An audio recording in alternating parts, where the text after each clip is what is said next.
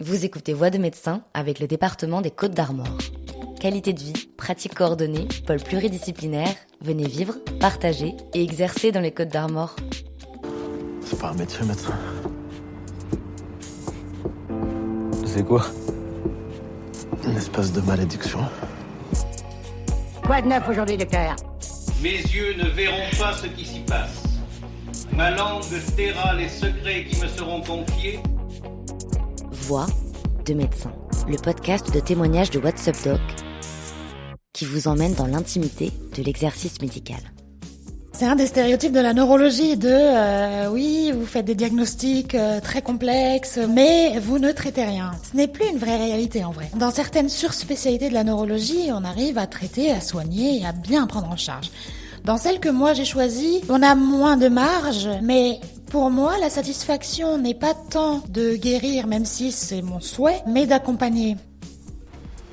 Bonjour, vous allez bien? Ça va et vous? Elsa Mana est neurologue en centre mémoire depuis 5 ans à l'hôpital Léopold Bellan à Paris et depuis peu dans l'unité de troubles neurologiques fonctionnels à l'hôpital Avicenne à PHP.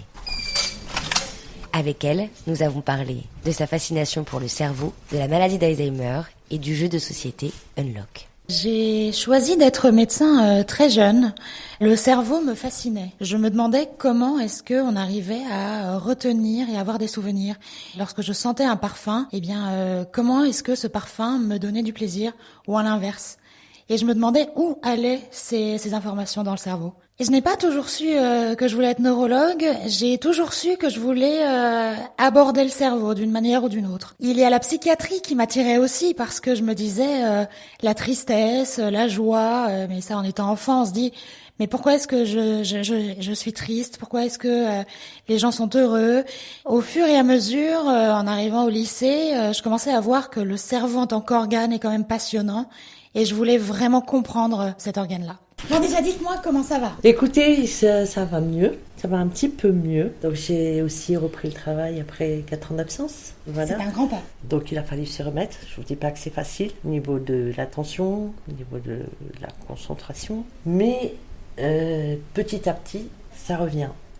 Les ateliers me font beaucoup de bien. Ma spécialité m'apporte beaucoup parce que je trouve que quand on a la chance d'exercer quelque chose qui nous passionne, la frontière entre le travail et le plaisir, elle s'efface un petit peu et la motivation est là et c'est quelque chose qui nous anime et nous fait avancer et nous fait comprendre et évoluer, je trouve même dans la vie parce que je fais une spécialité qui touche non seulement au corps humain en tant que corps biologique, mais aussi au corps humain en tant qu'existence et qu'en tant qu'identité. J'ai un exercice sur tout ce qui est maladie neuroévolutive, dont la maladie d'Alzheimer, voir des patients qui viennent pour une plainte parfois de la mémoire, de l'attention, de la concentration ou d'autres fonctions cognitive et d'essayer de poser un diagnostic lorsqu'il y a diagnostic et de proposer une prise en charge, parfois médicamenteuse, parfois non médicamenteuse et un accompagnement surtout assez holistique parce que c'est l'entièreté du patient qu'on prend en charge dans ces maladies-là,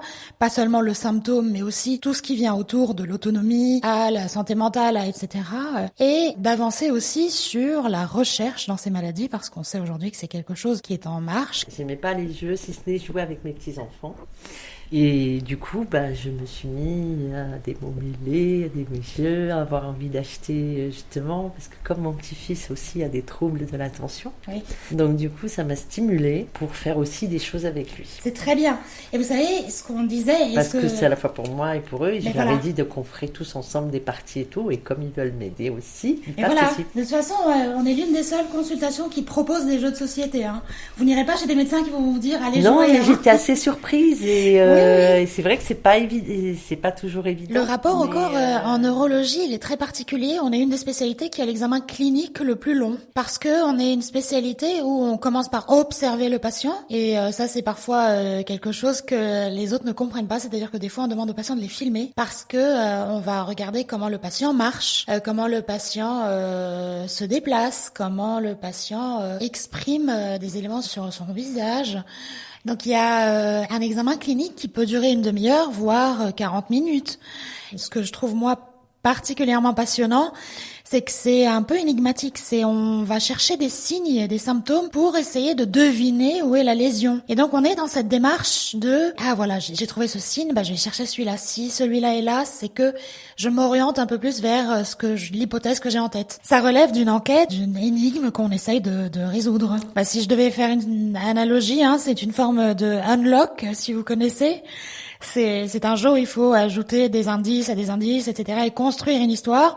Eh bien, pour moi, la neurologie, on la construit comme ça. C'est très stimulant et j'aime, de toute façon, dans la vie habituelle, j'aime beaucoup les enquêtes, j'aime beaucoup les jeux. Et donc, si je fais une analogie, mais vraiment très large, oui, c'est quelque chose que je trouve passionnant. Comme j'ai déjà ce problème d'organisation, ça me met en porte-à-faux professionnellement aussi, parce que du coup, je perds du temps à retrier, et si je suis dérangée, voilà.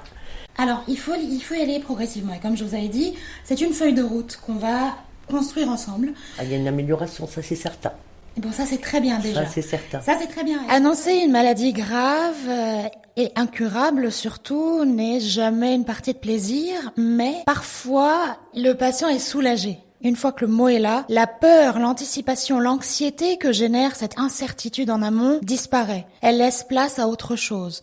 Certains patients attendent de prendre en main et de combattre la maladie. Non, moi je suis contente de vous avoir rencontré parce que justement ces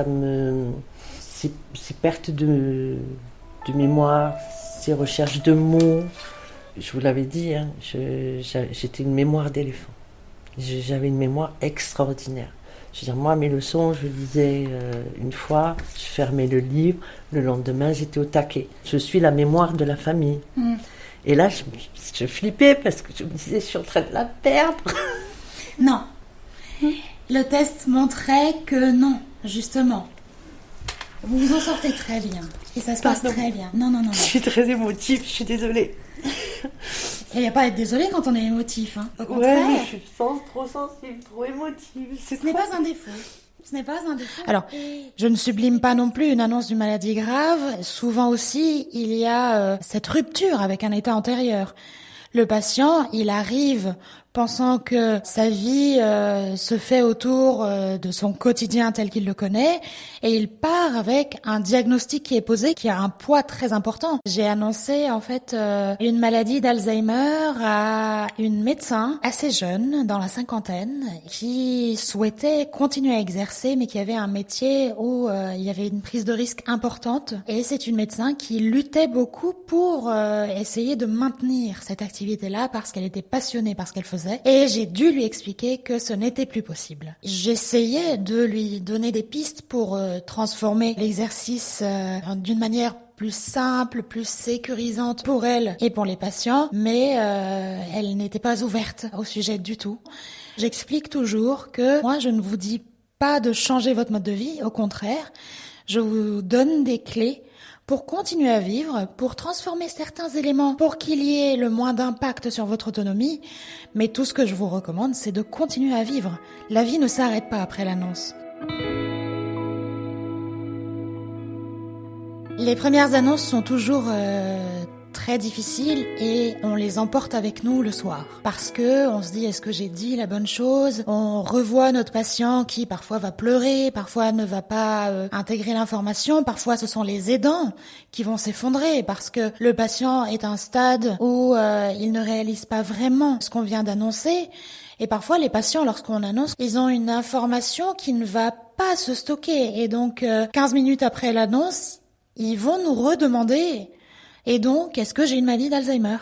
Et forcément, on emporte ça avec nous des fois et ça nous fait poser des questions, ça nous fait parfois douter parce que on annonce une maladie quand même qu'on ne va pas pouvoir guérir.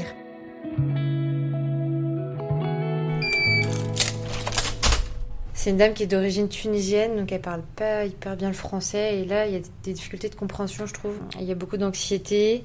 En lien avec ces difficultés, elle a conscience de ces difficultés.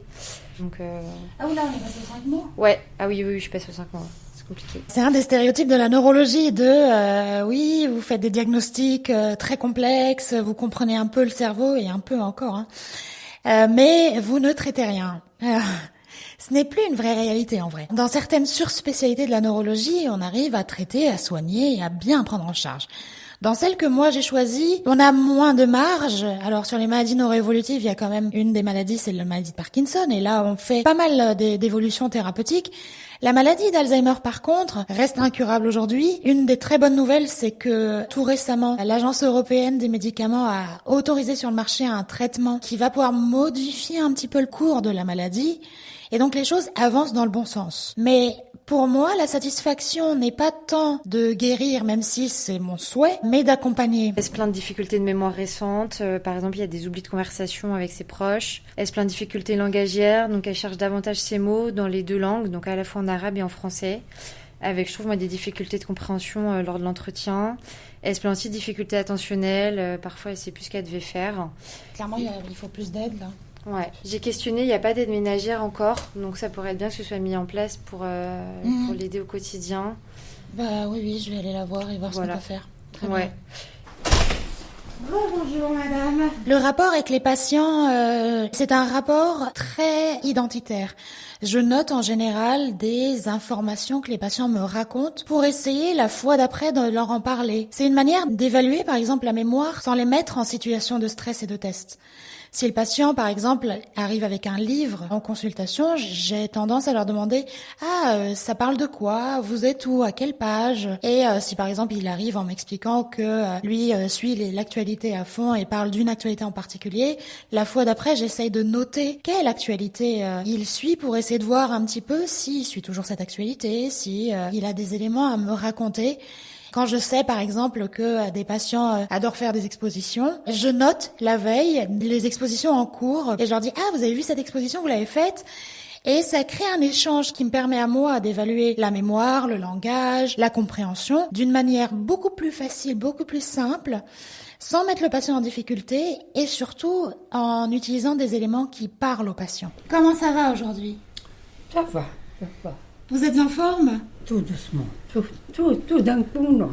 D'accord. Tout Pourquoi? doucement. Je suis faite parce que je suis fatiguée. C'est quoi? C'est le rythme au quotidien qui vous fatigue? Non. Je travaille chez moi beaucoup et tout. Plus mon mari, il est malade aussi avec le cœur. Et là, Et sur le plan de la mémoire, comment ça va? Ça va, doucement. Tout, qu'il vienne tout doucement. Tout va doucement. Et le moral? Vous vous sentez triste? Ah non. Non. On vit comme les gens, c'est tout. D'accord. C'est tout. Bon, ça arrive pour une dispute, une chose. C'est-à-dire, jusqu'à maintenant, je suis fatiguée. Je comprends. On va refaire le point tout à l'heure. D'accord. Merci. Hein. Vous êtes gentille, merci. À tout à l'heure, madame. La première fois où j'ai été confrontée à la mort, c'était en neuro-oncologie, justement. C'est une patiente de 39 ans qui avait une tumeur cérébrale très agressive, qui n'arrivait plus à se mouvoir, qui n'arrivait plus à parler et qui était en fin de vie. Et sur un des examens cliniques que je faisais pour m'assurer du confort de la patiente, elle me tient la main d'une manière assez légère et a des larmes qui coulent.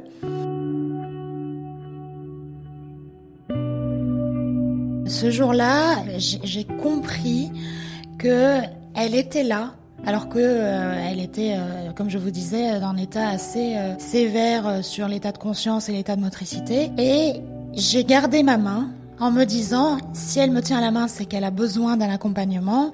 Et je suis restée. Je pense que je suis bien restée une demi-heure à ne rien faire sur l'aspect médical technique, mais à être présente dans la chambre. Mon rapport avec la mort, avec les années, a changé certainement. Avant de faire un travail sur la fin de vie pour la Société française de neurologie, j'étais dans le moule de la médecine contemporaine sur la fin de vie. C'est la médecine très technique qui ne veut pas voir la mort en face. qui considère que la mort ne relève pas du soin, ne relève pas de la continuité de la vie. Au Moyen-Âge, on ne voulait pas voir la mort, on la mettait en dehors des cités. Ensuite, il y a eu la religion qui a essayé de nous réconcilier avec la mort. Et ensuite, le XXe siècle, avec la technicité de la médecine, on a voulu remettre la mort quelque part pour l'éloigner de nous et on l'a mise à l'hôpital. Et à mon sens, il faudrait la remettre dans la société parce que c'est quelque chose avec lequel il faut se réconcilier. J'ose en parler avec mes patients. Lorsque j'annonce une maladie d'Alzheimer, alors pas lors de l'annonce, mais sur le suivi du patient, à un moment donné, je vais parler de directives anticipées. Je vais parler au patient de comment il envisage la fin pour essayer de faire en sorte que la fin soit la plus sereine possible et de l'envisager d'une manière très pragmatique, très ouverte et sereine, surtout sereine. Des fois où on ne sait pas faire, il y en a beaucoup. Je prends en charge aussi des patients qui ont des troubles neurologiques fonctionnels et parfois ces troubles sont d'un handicap tel que ces patients-là ne peuvent plus travailler, ils sont jeunes, et ils sont demandeurs de soins et en fait on ne sait pas quoi leur proposer parfois. Et parfois, on ne sait même pas comment gérer leur crise. Je peux vous donner des exemples sur les crises fonctionnelles dissociatives. Ce sont des crises qui, parfois, se manifestent par des mouvements anormaux, par ce qui ressemblerait à une crise épileptique. J'ai eu une fois une patiente qui est assise sur la chaise en face de moi, à qui je propose de passer à l'examen clinique, qui déclenche la crise, tombe au sol. Et je n'arrive pas à l'aider à en sortir alors qu'il y a des techniques qui permettent de sortir de ces crises-là. Et ça dure à peu près 1 heure. Et je suis là, je me sens complètement démunie. Dans des contextes comme ça, parler aux collègues aide beaucoup. Parce que l'expérience de vos chefs, l'expérience de vos collègues nourrit aussi votre propre expérience. Et dans cet exemple en particulier, oui, j'en avais parlé avec ma chef, j'en avais parlé aussi avec mes collègues. Et on en avait débriefé et ça m'a permis aussi d'apprendre à gérer certains aspects pour éviter aussi qu'il y ait d'autres situations de la sorte. Depuis un mois, elles sont des centaines à témoigner. Infirmières, médecins, étudiantes. L'hôpital à son tour, secoué par la vague MeToo. On a tendance, je pense, à sous-estimer l'ampleur du problème représenté par les violences sexistes et sexuelles dans une UFR de médecine. Main aux fesses, dégrafage de blouse, main sur la poitrine. La parole doit se libérer. Bonjour Elsa Mana, merci beaucoup d'être avec nous. Merci à vous pour l'invitation. Vous êtes neurologue. Je me considérais pas féministe à la base et étant représentante des jeunes internes, lors du premier colloque de l'association en 2022, on me propose d'intervenir sur le mentorat et sur l'égalité dans les postes de recherche chez les médecins. Donc je creuse un peu l'aspect, je prépare cette intervention et je me rends compte en préparant qu'il y a des chiffres très alarmants, qu'il y a une inégalité vraiment très importante. Et là je me dis, ah oui quand même. Et en intervenant, j'écoute les autres interventions avec les chiffres, avec les données scientifiques sur le sujet, la réalité du terrain. Et là, je me dis, ah oui, il faut faire quelque chose quand même. Et je me dis, je vais amener ma pierre à l'édifice et j'intègre activement l'avis de donner des ailes à la santé depuis. Et maintenant, je suis secrétaire générale de l'association. Donner des ailes à la santé est une association qui a 5 ans maintenant. C'est une association créée par des médecins et des directrices et directeurs d'hôpital devant un constat qui est l'inégalité. Les postes à responsabilité sont de répartition inégale. Il y a encore beaucoup de violences sexistes et sexuelles à l'hôpital. Les femmes, qui sont démographiquement plus nombreuses à l'hôpital, sont encore sous-représentées dans ces postes à responsabilité et dans toute cette hiérarchie à l'hôpital. Et depuis 5 ans maintenant, l'association œuvre pour plus d'égalité, moins de discrimination liée au genre, et aussi pour faire bouger les lignes, pour qu'un hôpital soit bienveillant, il soit aussi bienveillant envers ses soignants et les personnes qui y travaillent que envers les patients. Parce qu'une égalité à l'hôpital va profiter aussi à la santé de tout le monde, les femmes étant quand même 50% de l'humanité, un peu plus d'ailleurs. L'équilibre vie pro, vie perso, moi j'ai mis du temps à trouver un équilibre qui soit satisfaisant sans grignoter sur mes heures de sommeil. Et aujourd'hui, je pense avoir trouvé cet équilibre. J'ai une règle qui est après 18h ou 19h, plus de boulot, plus d'assaut, plus de société savante. Et les week-ends, je ne travaille ou je n'avance sur mes projets que les week-ends où je suis à l'hôpital parce qu'on fait des astreintes pour la continuité des soins. Aujourd'hui, je pense avoir un équilibre qui est assez satisfaisant et j'arrive à exercer tout ce que j'aime dans la médecine et à côté, en même temps que tout ce que j'aime dans la vie au sens large. Je suis passionnée de photos, ça c'est ce qui me fait couper. Alors la photographie, je fais de l'astrophotographie et dans l'astrophotographie, il faut être très très très patient. Des fois, on attend des dizaines et dizaines de minutes pour faire une seule photo. Et ça s'apparente, je pense, à de la méditation. Le fait de chercher un endroit, de se déplacer, parfois de faire une randonnée pour arriver à un endroit et de poser son matériel et d'attendre, c'est quelque chose qui est hors du temps. Et c'est quelque chose qui change de la temporalité de notre exercice clinique qui va à 100 à l'heure dans la journée. Et donc, faire de la photo me permet premièrement de capter le beau dans la vie, tout court, parce que je fais aussi des portraits. Et ça permet aussi de ralentir ce temps et de le remettre dans une dimension de contemplation. J'aime ce que je fais, j'aime beaucoup ce que je fais, j'aime beaucoup ce rapport aux patients dans leur intime vulnérabilité, mais qui quelque part révèle aussi la vulnérabilité de tout le monde. Je trouve que la vulnérabilité du patient est partagée par le soignant aussi. Et cette alliance que je crée avec les patients, j'apprends de plus en plus à la transformer en une relation positive pour la suite. Et j'apprends beaucoup. J'ai des patients qui sont d'un certain âge. En général, la fréquence de la maladie d'Alzheimer augmente avec l'âge. Et donc, ils viennent pas juste pour me raconter leurs symptômes et que je leur dise ce que la médecine préconise. Ils viennent aussi pour me donner des bouts de vie. Et j'en apprends beaucoup. Et à chaque fois, j'ai l'impression que l'esprit s'ouvre encore plus et on apprend encore plus. Et je pense être privilégiée de ce temps-là que je passe avec mes patients. Voix de médecin est un podcast de What's Up Doc, disponible une fois par mois, partout où vous écoutez des podcasts. Si vous avez aimé l'épisode, partagez-le avec vos proches et mettez-nous des étoiles. Le tournage, l'écriture et la réalisation ont été assurés par Margot Kefelec. Le directeur de la publication, c'est Mathieu Durand et le rédacteur en chef, Luc Angevert. Le générique est composé d'extraits du film Hippocrate réalisé par Thomas Lilti, du dessin animé Bugs Bunny et d'une archive de l'INA. À très vite!